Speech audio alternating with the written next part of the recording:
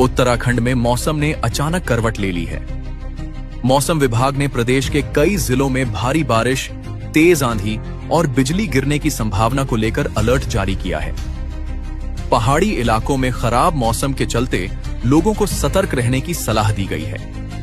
मौसम विभाग के अनुसार अगले 24 से 48 घंटों के दौरान देहरादून, नैनीताल, टिहरी, पौड़ी, चमोली और बागेश्वर समेत कई जिलों में तेज बारिश के साथ आकाशीय बिजली गिरने और ओलावृष्टि की संभावना जताई गई है।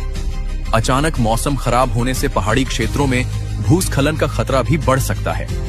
प्रशासन ने संवेदनशील इलाकों में रहने वाले लोगों से विशेष सावधानी बरतने को कहा है। प्रशासन की ओर से लोगों को अनावश्यक यात्रा से बचने और मौसम खराब होने पर सुरक्षित स्थानों पर रहने की सलाह दी गई है।